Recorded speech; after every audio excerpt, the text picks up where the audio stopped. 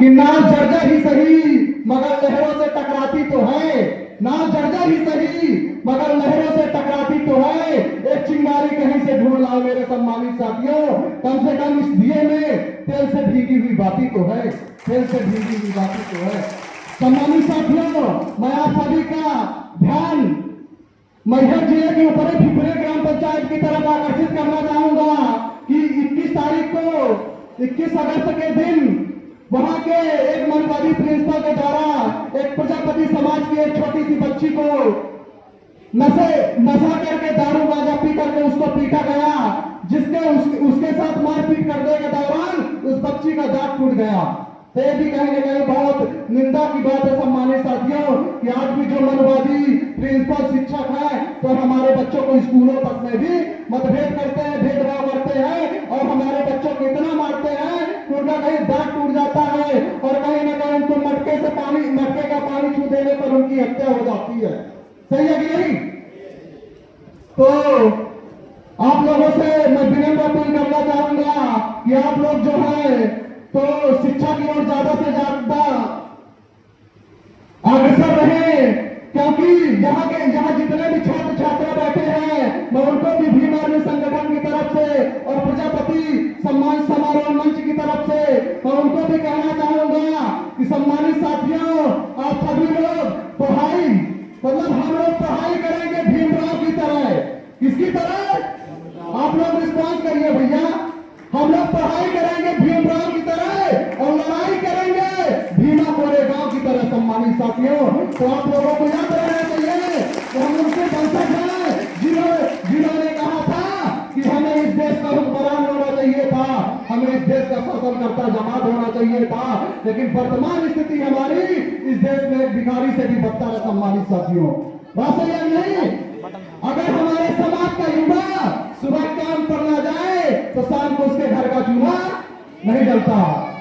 सम्मानित साथियों, बिहार के रेलिंग बाबू जगदेव प्रसाद कुशवाहा जी ने कहा था कि 100 में 90 शोषित हैं, शोषितों ने ललकारा है, धन धरती और राजपाट का 90 भाग हमारा है। मैं आप लोगों से पूछना चाहता हूं, आप लोग पूरी ईमानदारी से बताइए, धन धरती और राजपाट का 90 भाग हमारा है क्या? क्या हमारे लोगों के पास 200 एकड़ जमीनें हैं क्या? क्या हमारे लोगों के पास किसी के पास 2-4-6 बसें चलती है क्या? क्या हमारे लोगों के पास 2-4-6 फैक्ट्रियां हैं क्या?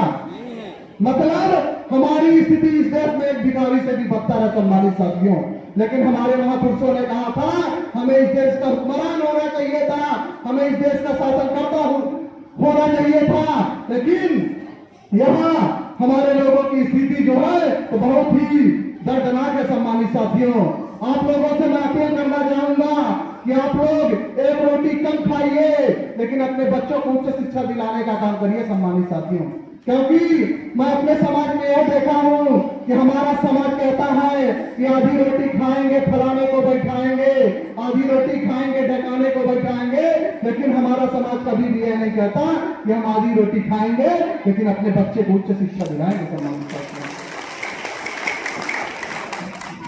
और आप लोगों से एक भी अपील करना चाहूंगा कि यह जो मंच सजा है तो मात्र एक दिन के लिए नहीं सजा है कि एक दिन आएंगे हम छात्र छात्राओं का जो है सम्मान समारोह करके चले जाएंगे, वहां से हमारी जिम्मेदारी पूरी हो गई। यहाँ जितने भी मंचासीन पदाधिकारी बैठे हुए हैं और समस्त छात्र छात्राओं, आप लोगों को भी कहना चाहूँ कि आपके किसी भी प्रकार की कोई भी समस्या होती है, स्कूल कॉलेज यूनिवर्सिटी या कि शिक्षा संबंधी किसी भी प्रकार की समस्या होती है तो मंच में आसीन समस्त पदाधिकारी लोग आप लोगों की मदद करेंगे और आप लोग मजबूती के साथ जो है तो शिक्षा की ओर बढ़िए, क्योंकि हमारे महापुरुषों ने कहा था शिक्षित बनो, संगठित रहो और संघर्ष करो। सम्मानित साथियों, लास्ट में अपनी वाणी को विराम देते हुए कहना चाहूंगा कि पैदा ना होता हो मसीहा तो खुशियों का सिलसिला ना होता, पैदा ना होता हो मसीहा तो खुशियों का सिलसिला ना होता, बेरंग रह जाती जमीन आसमां का रंग नीला ना होता, बेरंग रह जाती जमीन आसमां का रंग नीला ना होता, भारत तो कब का कंगाल हो जाता। मेरे सम्मानित साथियों, अगर बाबा साहब जैसा हीरा हमें मिला ना होता, हमें मिला ना होता। नमो बुद्धाय, जय भीम, जय संविधान।